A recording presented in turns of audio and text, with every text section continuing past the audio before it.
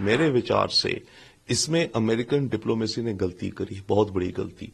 ये जो मीटिंग होनी थी ये बंद कमरे में हो सकती थी और उसके बाद दोनों लीडर्स बाहर आके प्रेस स्टेटमेंट देते अपनी जो भी, या मीडिया से क्वेश्चंस लेते।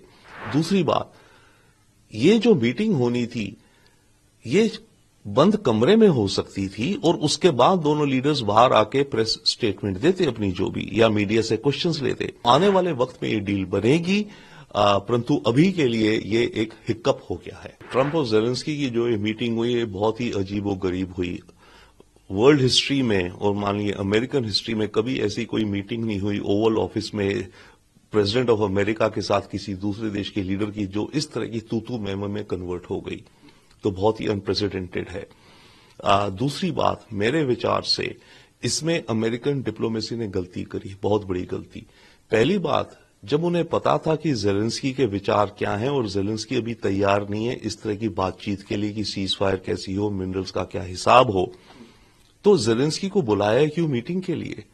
देखिए, जब बड़े लीडर्स के बीच में जब मीटिंग होती है तो 80% 90% पहले होमवर्क हो जाता है उनके मिनिस्टर ऑफ फॉरेन अफेयर्स, दोनों देशों के bureaucrats, diplomats, national security advisers द्वारा।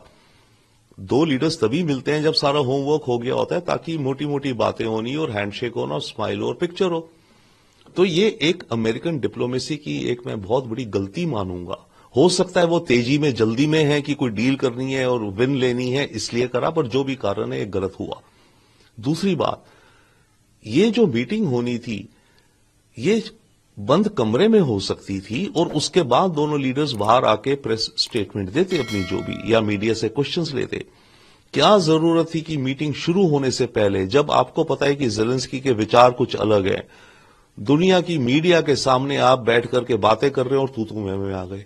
तो ये भी मेरे ख्याल से गलती है अमेरिकन डिप्लोमेसी की पोजीशनिंग के हिसाब से। अब इन दोनों चीजों के अलावा, यस, ये डील बनेगी, आने वाले वक्त में बनेगी। हां, कल की मीटिंग के द्वारा ट्रंप की छवि पर कुछ दाग भी आए हैं, क्योंकि ट्रंप तो अपने को मास्टर ऑफ डील कहते हैं और इस डील को लुक फॉरवर्ड कर रहे थे। एक दिन पहले उन्होंने कहा था, कल भी कह रहे थे कि आएंगे, हम बहुत अच्छी डील करेंगे, $350 बिलियन की, ये वो। अब ज़ेलेंस्की आए, डील नहीं हुई और ज़ेलेंस्की इस तरह की बातें करके चले गए। तो ट्रंप की छवि पर भी ये थोड़ा दाग है। परंतु ट्रंप एक मैच्योर बिजनेसमैन, मैच्योर लीडर है।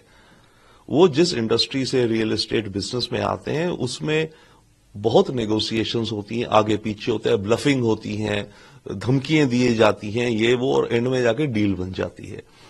ट्रंप तो मार्क ज़करबर्ग को कहते थे पिछले साल में से जेल में डाल दूंगा, और अब मार्क ज़करबर्ग उनका सबसे अच्छा दोस्त बन गया है। ट्रंप का वाइस प्रेसिडेंट जो जेडी वैंस है, ट्रंप को हिटलर कहता था, पर ट्रंप ने उससे भी दोस्ती कर ली, उसको अपना वाइस प्रेसिडेंट बना लिया। तो ट्रंप प्रैग्मेटिक भी हैं। तो ट्रंप, क्योंकि अपने देश के हित में उन्हें ये डील चाहिए, क्योंकि ये जो मिनरल्स हैं, फिलहाल दुनिया में जो मार्केट है उसको चाइना कंट्रोल करता है, और ये जो मिनरल्स हैं ये जाते हैं आपके मेटलर्जी में, हवाई जहाजों को बनाने में, मिसाइल्स को बनाने में, कंप्यूटर चिप्स को बनाने में इत्यादि। ये चाइना मार्केट कंट्रोल करता है।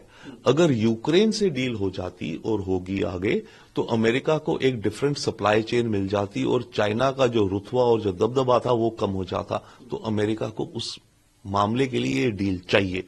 तो आने वाले वक्त में ये डील बनेगी, परंतु अभी के लिए ये एक हिक्कप हो गया।